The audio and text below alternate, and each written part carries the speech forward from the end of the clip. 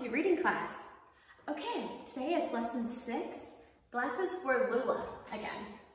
So you read the story yesterday, and yeah, so we're going to talk about this story a little bit.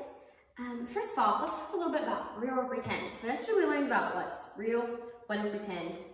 Real is something that is true, that is actual, something you can touch, something you can feel. Pretend is something that you just have to imagine in your mind. So here's a little story. Ben dropped a leaf in the creek. "My boat is sailing out on the ocean," he exclaimed. The leaf was real or pretend. So was that leaf he was using as his boat, was it real or pretend? Okay, so the leaf was real because he actually had a real leaf. So the leaf was real. Was the boat real or pretend? So think, he used the leaf for his boat. So did he actually have a boat? No, he didn't actually have a boat, so the boat was pretend. He was just imagining that he had a boat. So, yeah, something that is real is something you can touch, something you can feel. Like the leaf was real. The boat was pretend because he didn't actually have a boat. Okay, let's talk about some questions from our story.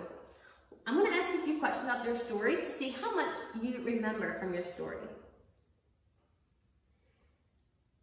Who had come to visit Grandma? So who came to visit Grandma? Who was the little girl that needed think of others glasses? What was Lula's problem? Why did Uncle Alan say she needed those special glasses? What was the name of Lula's glasses? Why were they called thinking of others glasses? So were those real glasses or were they imaginary glasses? You decide. Okay, and what were they supposed to help Lula remember? What were these glasses supposed to help Lula remember? So you read the story about Lula's glasses again, and then we will do some work in our lessons. So why don't you stop right here, go read your story about Lula's glasses again, and then we will be ready to do part A. Okay, part A. Number the sentences to tell which happened first, second, and third. So you simply read through each of those sentences and you decide which one was first, which one was second, or which one was third. Put a 1, 2, or 3 in each one of those boxes. Go down to number 2, do the exact same thing. Put a 1, 2, or 3 in each of those boxes. Okay, part B. Write the answer. You don't need to use a complete sentence for these. Just simply write the answer. Make sure they're spelled correctly though. Look in your reader if you're not sure how to spell them. So yes, make sure they are spelled correctly. Okay, the next part is your verse. Be courteous, 1 Peter 3:8. Should have memorized this yesterday, so if you need to, study just a little bit and have somebody listen to you say that, and then they can sign the box that shows that you said it. God and your parents are pleased when you are courteous.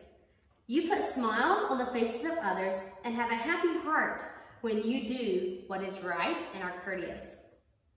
Part C. Draw a smile in each courteous, happy heart. Draw a frown in each rude and unhappy heart. 2 are done for you. So you read down through each of those sets of words, each of those little phrases or sentences that you could say sometime. And you decide if they are something good, happy, and courteous, put a smiley face in that heart. But if it is something unhappy, if it's something rude, put a frown in that heart. So you go through there and put a smiley face or a frown in each one of those hearts to show that if it's something good or if it's something bad. Part D, we remember. Underline the root words and circle the suffixes.